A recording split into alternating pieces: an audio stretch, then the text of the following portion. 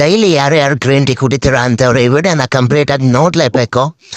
ಈ green tea packets ಬಿಸಿನೀರು ಒಳಗಡೆ ಹಾಕಿದ್ರು ಅರಿಯೋದಿಲ್ಲ. ಯಾಕೆ ಅಂತ ಗೊತ್ತಾ? ಆ ಗ್ರೀನ್ ಟೀ ಪ್ಯಾಕೆಟ್ಸ್ನ ಪಾಲಿಪ್ರೋಫೈಲನ್ನು ಒಂದು ಪ್ಲಾಸ್ಟಿಕ್ಕಿಂದ ಅದನ್ನು ಬ್ಯಾಗ್ನ ಮಾಡಿರ್ತಾರೆ. ಅದರಿಂದ ನೀವು ಬಿಸಿನೀರು ಒಳಗಡೆ ಹಾಕಿದ್ರು ಅದು ಹರಿದು ಹೋಗೋದಿಲ್ಲ. ಈ ಪ್ಲಾಸ್ಟಿಕ್ ಅನ್ನೋದೇನಿದೆ ಅದರೊಳಗಡೆ ಹಾಕಿದಾಗ ಆ ಬಿಸಿನೀರಲ್ಲಿ ತುಂಬ ಲಕ್ಷಾಂತರ ಮೈಕ್ರೋ ಪ್ಲಾಸ್ಟಿಕ್ನ ರಿಲೀಸ್ ಮಾಡುತ್ತೆ. ಅದನ್ನು ನೀವು ಕುಡಿಯೋದ್ರಿಂದ ತುಂಬಾ ಆರೋಗ್ಯಕ್ಕೆ ಸೈಡ್ ಎಫೆಕ್ಟ್ ಆಗುತ್ತೆ. ಲೇಡೀಸ್ ಪ್ರಾಬ್ಲಮ್ಸ್ ಆ್ಯಂಡ್ ಗರ್ಭಕೋಶದ ಪ್ರಾಬ್ಲಮ್ಸು ಈ ಥರ ತುಂಬಾ ಎಫೆಕ್ಟ್ಸ್ ಆಗುತ್ತೆ.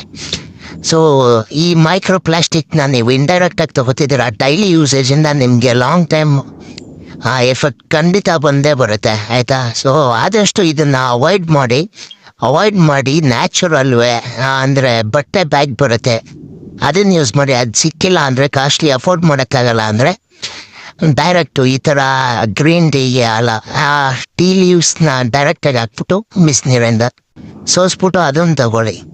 ನ್ಯಾಚುರಲ್ ವೇ ಅಲ್ಲಿ ಆದಷ್ಟು ಪ್ರಿಫರ್ ಮಾಡಿ.